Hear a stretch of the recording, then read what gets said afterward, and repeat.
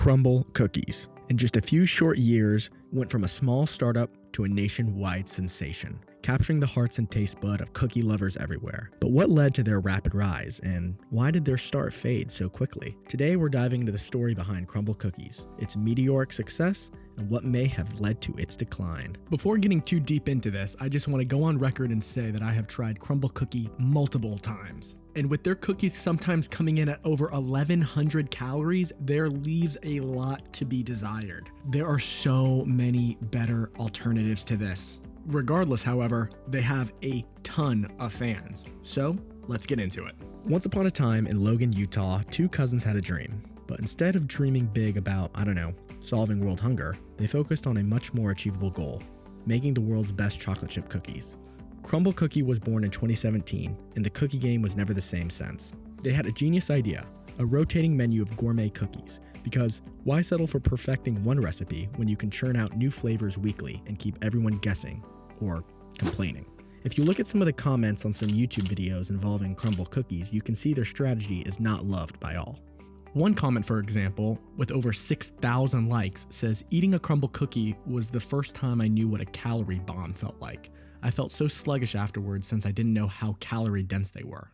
Crumbl's unique business model and heavy social media presence, especially on platforms like TikTok, helped it gain immense popularity. The brand became known for its pink boxes and mouthwatering cookie shots that were perfect for Instagram and TikTok.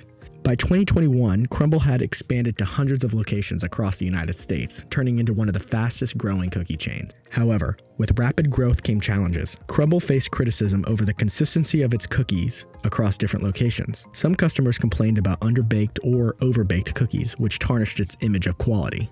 One customer even reported seeing the employee making his cookie was scratching his ears and hair and then wiping his hands all over his pants without even changing gloves. Additionally, the company faced legal challenges, including a lawsuit involving other cookie chains, which painted the brand in a less favorable light. Crumbl Cookies, despite its initial explosive growth, began to face significant headwinds that could jeopardize its long-term success. Let's explore some of the critical factors contributing to what some see as the beginning of Crumbl's decline.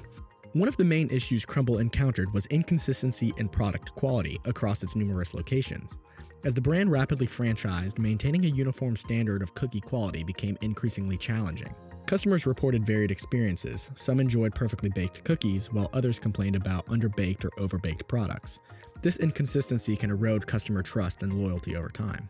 The rapid expansion strategy led to oversaturation in certain markets. With new locations popping up frequently, the novelty of Crumbl started to wear off. Meanwhile, the gourmet cookie market became more competitive. Local bakeries and other gourmet cookie chains began to offer similar products, often with more authentic, homemade appeal, attracting customers who sought quality and uniqueness. Another critical issue was the high operational costs associated with running a Crumbl franchise. Take a look at this video from Modern MBA about Crumbl Cookies and its franchises. The video that he makes as a whole is absolutely phenomenal, so definitely check it out, and I will leave a link in the description. Running a Crumbl was cheaper, easier, and more profitable than running a McDonald's. Crumbl exploded off this supply-side demand to over 900 stores by 2023. But when we dig into the numbers, we can see their real endgame.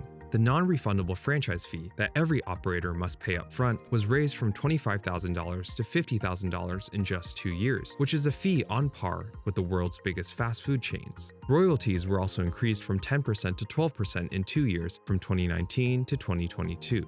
Beyond royalties, Crumbl Corporate makes money from kickbacks from its vendors. The cost savings from operating with economies of scale are not actually being passed on to the operators, but instead being pocketed as company profits. Crumbl Corporate gets a 2% administrative fee, 10% on chocolate chips, $4 off every ingredient packet, and 50 cents off every case of cereal purchased by franchisees. The company grosses $32 million a year off all these rebates, kickbacks, and ingredient sales combined, which it pockets under an affiliate LLC. Franchisees must also pay 3% on every transaction, even though the credit card processor only charges Crumbl 2.36%, meaning that Crumbl Corporate is once again pocketing this difference for itself. None of this is uncharted territory in the world of franchising, but to take such ruthless fees in 3 years suggests that even Crumbl's leaders don't know how long this boom will last. So, as you can see, Crumbl's game plan is to milk as much as they can from their franchisees. Again, make sure to check out Modern MBA's video on it. It is incredible. Initially, the rotating menu was a major draw, creating excitement for customers, eager to try new flavors each week. However, over time, this model led to menu fatigue. This fatigue weakened the unique appeal that once set Crumbl apart. Lastly, broader economic factors played a role. Rising costs of ingredient and economic downturn made premium-priced cookies a less justifiable expense for many consumers. As disposable income tightened, the demand for luxury cookies dipped, affecting Crumbl's sales and profitability.